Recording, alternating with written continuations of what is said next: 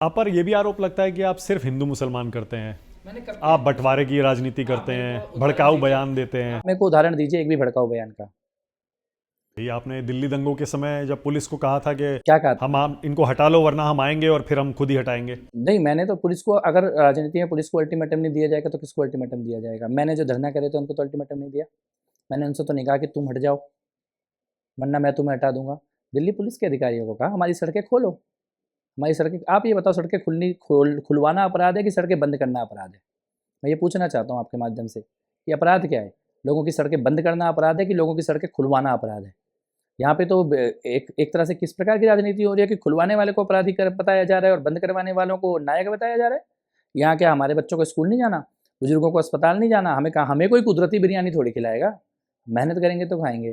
तो मेहनत करने के लिए आपको हमारी सड़कें खोलनी होंगी। तो देखिए दिल्ली के दंगों में, मतलब अगर दोबारा से शाहीन बाग जैसा या सड़क बंद करने जैसा कोई धरना होता है तो कपिल मिश्रा फिर पहुंचेंगे खुलवाने के लिए? आप एक बात सोचो हनक जी, दंगा तो क्यों हुआ? दंगा ताहिर हुसैन के घर में जो बम मिले, जो पेट्रोल बम मिला, जो गुलेल मिली, कपिल मिश्रा के भाषण के बाद मिली? तो पहले से थी ना उसके घर में।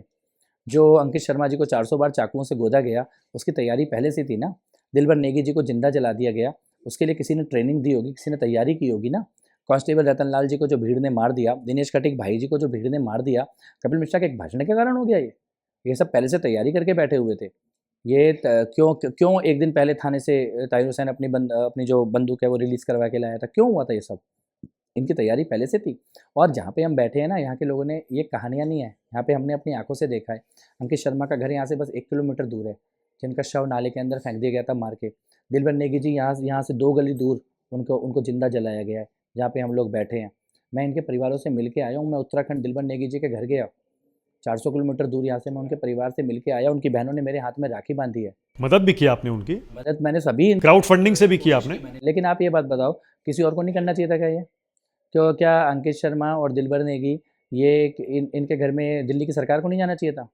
मुख्यमंत्री को नहीं जाना चाहिए था इनके घर में? दिल्ली के बच्चे नहीं थे ये लोग जो मारे गए थे? क्यों नहीं गए? खाली कपिल मिश्रा क्यों गया इनके घर में? क्यों गया? सवाल ये उठना चाहिए। सवाल ये नहीं उठना चाहिए कि मैं भड़काऊ दे रहा हूँ। सवाल ये उठना चाहिए कि इनके दरवाजे पे कोई और क्यों नहीं गया? आज तो 5 साल हो चुके हैं।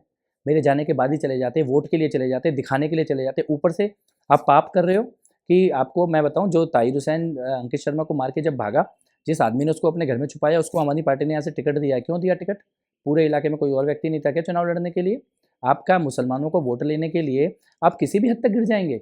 मेरे को लगता है ये राजनीति नहीं होनी चाहिए। राजनीति होनी चाहिए थी विकास की। यहाँ पे आप मुस्लिम कार्ड खेल रहे हो। बगल में से ओवैसी ने ताहिर हुसैन को टिकट दे दिया। ताहिर हुसैन की जगह विधानसभा है कि जेल है? अब ताहिर हुसैन को चुनाव के मैदान में उतारा जा रहा है। ताहिर हुसैन को बचाने वाले को आम आदमी पार्टी चुनाव लड़ा रही है। ये मुस्लिम कार्ड यहाँ पे खेला जाएगा?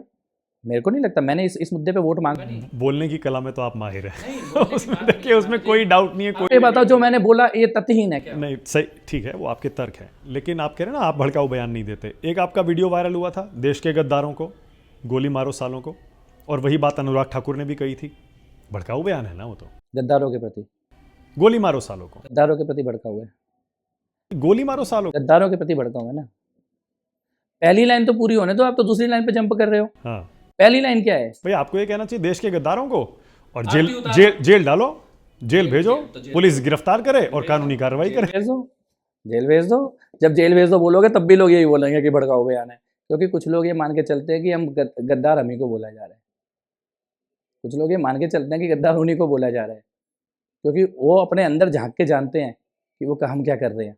इसीलिए हम कोई गाली गद्दारों को दे, पेट में दर्द कुछ खास लोगों के होता है, क्योंकि अपने अंदर सबको पता होता है कौन क्या कर रहा है।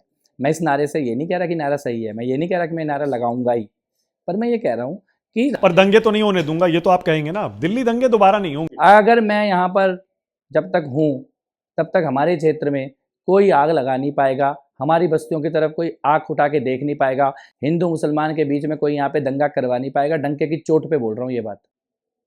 और कोई धरने देकर सड़क भी बंद नहीं कर पाएगा। नहीं, सड़क तो लोग जबरदस्ती बंद करने के लिए अगर कोई आ ही जाएगा, कुछ करेगा। अब आप चाहते हो कि मैं कुछ ऐसा बोल दूं?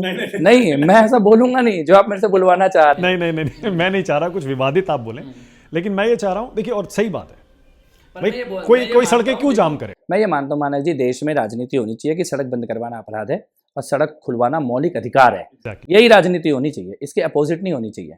ओके।